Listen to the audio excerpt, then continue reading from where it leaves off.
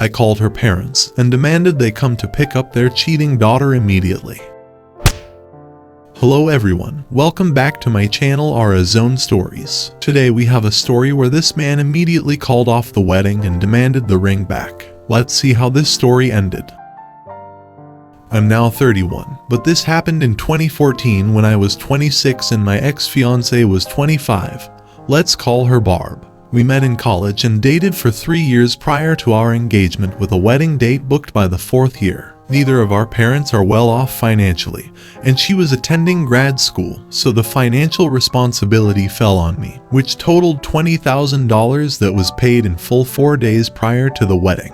Leading up to that nightmare of an evening, we had our typical mid-20s relationship issues with bouts of poor communication, excessive drinking on weekends, and an occasional fight over trivial stuff. Aside from that, we had a great relationship and spent a ton of time together figuring out post-college life and planning for our future. As I said above, the wedding and reception venue cashed my check 4 days before the wedding, and the contract stated this was non-refundable. Over 120 guests were confirmed, a couple dozen from out of state. Tuxes and bridesmaid dresses were fitted and paid, and everything was falling into place. Now let's get to the inevitable events that you're all interested in before I keep rambling. The night in question was a Friday evening in our new apartment that we'd moved into a few weeks prior, and we decided to have about a dozen friends over to pre-game and head out to the bars in town. Included in this group of friends was my buddy whom I've known since kindergarten. We'll call him Ricky. Barb and I had spent a lot of time with Ricky over the last 3 years, and he was definitely one of her favorite one of my pals, which is generally awesome when your significant other gets along with people in your social circle.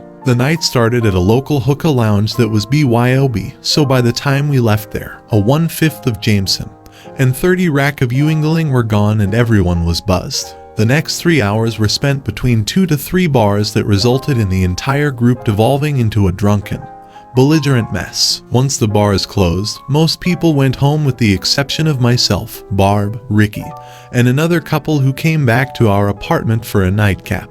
Once back at our place, the couple only lasted another 20 minutes before calling it and making their way home, so I was left with Barb and Ricky. Earlier in the night at the hookah bar, I noticed Barb checking her phone more than usual, and simultaneously Ricky checking his phone after she would lock the screen. I almost put 2 and 2 together, but why would I worry about them planning anything shady 2 days before I was supposed to marry this girl? Back at my house, I was fairly sober and noticed all the booze was gone, so I was contemplating picking up a couple of 6-packs from a local spot that stays open until 3 a.m. Barb and Ricky were definitely on the liquor and tanked, but there was no reason to suspect anything sketchy would occur if I ran out for 20 minutes. Once in my car and preparing to exit my apartment complex, I got a sinking feeling in my gut that something wasn't right, and it completely freaked me out. So I called my best bud, and he agreed to be picked up and join me on the beer run and accompany me back to the apartment. After grabbing some Bud Heavies and returning home, we walked up to the sliding glass door that led to my living room that had a sectional to the immediate right. We opened the door, took 2 steps inside the apartment, and my ex-fiancée was completely topless and mounted on Mr. Ricky deep down each other's throats. The amazing part of the situation was neither of them appeared to notice that my buddy and I were 10 feet away watching their sloppy, drunken escapades. After 7 to 10 seconds of attempting to comprehend the current situation, I lost it, dropped the booze, threw her backward off Ricky completely topless, and landed 2 hard right hooks to Ricky's eye and cheek while he was still laying on his back with the most terrified look on his face. To put things in perspective, I am 6 feet 220 pounds and have played hockey my entire life. He is 5 feet 6 inches 140 pounds. And a runner. Immediately following the assault with my fist, Ricky started snoring, didn't know this was a thing, and was asleep for at least 5 minutes while I was losing my mind over the situation. Without thinking, I called her parents about 10 times until they woke up and demanded they come to pick up their cheating daughter immediately. Their house was only 5 minutes down the road, so they walked in shortly thereafter while I was laying into Barb about her unforgivable, disgusting decision. Her parents frantically walked into me screaming at Barb, Ricky assed out on the couch, and my buddy mediating the situation. The first thing I told everyone was the wedding was off. I demanded the ring back and said I'd rather lose 20 than spend the rest of my life with a cheating woman. Her parents spent the next 20 minutes attempting to talk me out of it, and occasionally defending Barb's actions, saying things like, "Why can't you forgive her, or isn't it too late to cancel the wedding?" Meanwhile, Ricky woke up and the right side of his face had swollen to the size of a grapefruit, and his left eye was completely shut. Kicking him out of the apartment was tough because he was too drunk to drive, so I called his brother that was 20 minutes away, and spent that time laying into Barb, Ricky, and her parents. Surprisingly, I was able to stay level-headed enough to express my thoughts in such an extreme state of rage. The few times I've been this upset in the past, my brain felt like it was scrambled, and I had a hard time condensing and forming my thoughts into logical statements. Not this time. By the time Ricky's brother picked him up, and Barb's parents shuttled her home, I had systematically picked apart any objection, opinion, or plea for reconsideration expressed by everyone in the room. It felt really great. I'm not going to pretend the following months were easy and everything worked out in my favor. 2 months later, the pharma company I worked at decided to lay off my entire division. I had racked up thousands in credit card debt to pay for the wedding. Unemployment haunted me for 5 months, and I was diagnosed with major depression. Life was messed up for a few years, and I wouldn't wish that on anybody. But now that I'm 31, things have settled down, and I couldn't be happier. Thank you for letting me get this off my chest. Edit. I received no compensation from her family to cover any wedding expenses, but they aren't exactly well off, so I wasn't expecting anything at all. The engagement ring was a tough one because although I paid about $1,700 for it a year prior, Barb managed to beat the ever-living crap out of it during that time. The ring looked like this, and she managed to crack the smaller diamond on the left and scratch up the white gold on the outside. I took it to 4 to 5 different jewelers for an appraisal, and the best offer I received was $100, so I just accepted and used that money to buy tickets to see the Black Dahlia murder in Philly. Worth it. I'm definitely much happier these days. Cognitive behavioral therapy was fantastic for a year in conjunction with Lexapro 20 mg that I still take just in case. Life circumstances improved drastically as well, so it's been a bumpy ride, but I'm cruising along. The only red flag I saw previously happened about 6 months prior to the wedding, and in hindsight, I should have walked away instead of waiting. We all were out at the bars sitting around a large table drinking pitchers and chatting. I was on the opposite side of the table from Barb and Ricky, who were sitting next to each other, but that was no big deal. I was hanging out with other friends. During the course of the night, I noticed some shady things like secluding themselves from the group conversation, paying me no attention, talking secretively to each other at close range, etc. After the bars closed, I drove Barb back to her parents' house and said goodnight, but felt like something was off all night, so I went to Wawa and got some food and circled back to the apartment complex to play private investigator. I dropped her off around 2:15 a.m. and around 3:05 a.m. I see the unmistakable 2004 Audi S4 with electric blue paint and black wheels making its way towards her apartment. Ricky parks out front and waits. Meanwhile, I'm about 100 feet away to his left having heart palpitations, and a minute later out walks Barb in a new outfit and happily strolling to his car. That's when I threw it in reverse, switched on my high beams, and floored it directly towards Ricky's driver's side door to announce my presence. Neither of them knew how to react, obviously, but their excuse was that they both just needed someone to talk to, and I have nothing to worry about. Well, that didn't go over well. Ricky was told to go away back to his mom's basement, and I decided to sleep over at Barb's to ensure he didn't show up again.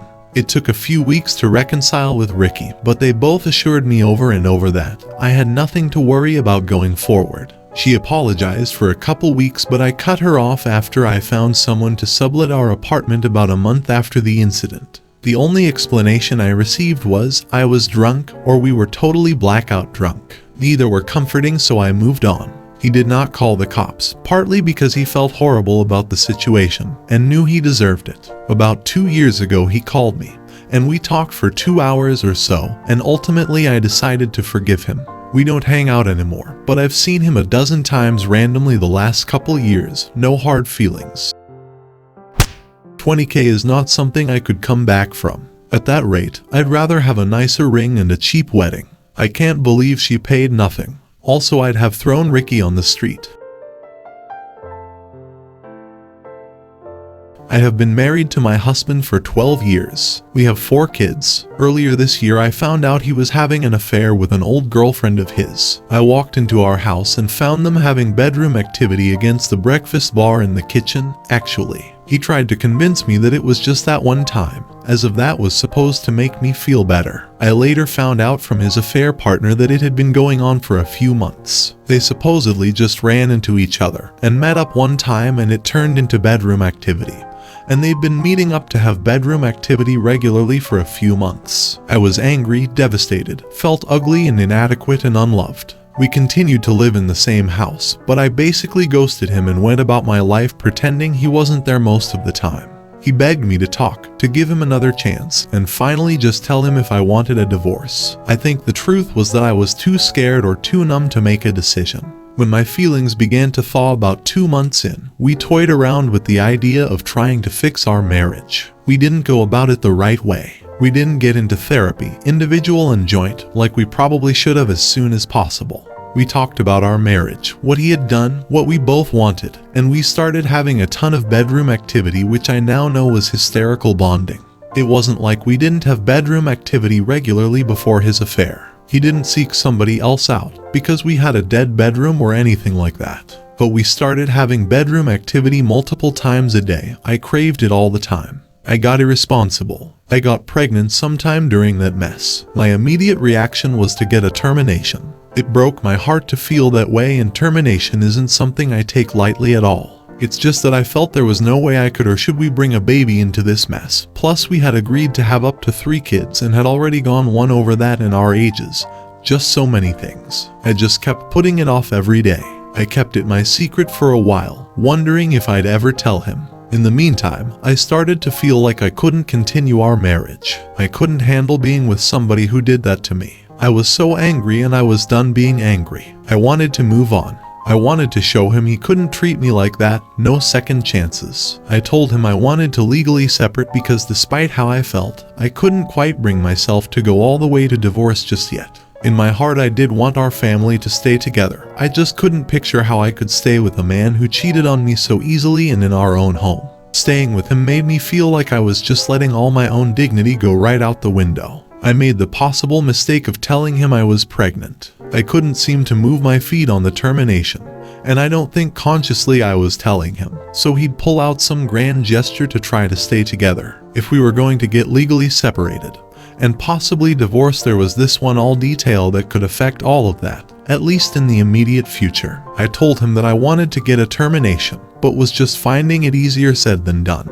He seemed to feel terribly guilty, blaming himself for putting us in this situation since she is sure that if he had never cheated, and we had an unexpected pregnancy, that I wouldn't be so conflicted, which is probably true to a degree. He begged me to at least go to the doctor, find out how far along I was, something I hadn't done quite yet, because I thought I was going to get a termination, and didn't want to start treating this like a normal pregnancy. I was pretty sure about the dates and knew I'd have to get the gestation confirmed prior to termination, but didn't want to book a regular doctor's appointment until I was ready to commit to the termination 100%. I agreed to go to the doctor. We found out I'm 13 weeks pregnant with twins. 13 weeks. By the dates of my last period, I should only be not quite 10 weeks. My vision honestly became blurry, and I felt like I would have hit the floor if I had been standing up. 2 babies and no history of twins in my family ever. I got into the car and broke down. My marriage is a disaster. I'm 37 years old. I'm just restarting my career after being a stay-at-home mom for many years, and all my kids are already in school. I don't know how we can manage 6 kids, but knew immediately I didn't want to get a termination anymore. I feel selfish, but I just don't want to get rid of these babies now. I know this post is now really long, and I apologize for the length. I just feel so conflicted in so many ways. I still love my husband. He's a good father to our children, involved dad, he loves them, has always been a good provider. He wants these new babies too and agrees that it's absolutely crazy. I just can't get over this feeling of, if I stay with him after what he did to me, I can never redeem my self-respect or dignity. I almost feel like I'm being too stubborn and refusing to own my mind or heart to how we may be able to rebuild a better marriage somehow. It's like I can't even let myself consider it despite how badly there is a part of me deep inside that really wants to remain a family with him. I wish I could just feel more definitive in one direction and stick with it. Her husband and his ex make me sick. Those precious twins, though, so glad she decided to have them. I don't really have any advice. She's in a difficult situation. My granny used to say that, when you don't know what to do nothing. It will sort itself out. I hope that he has gone no contact with the ex.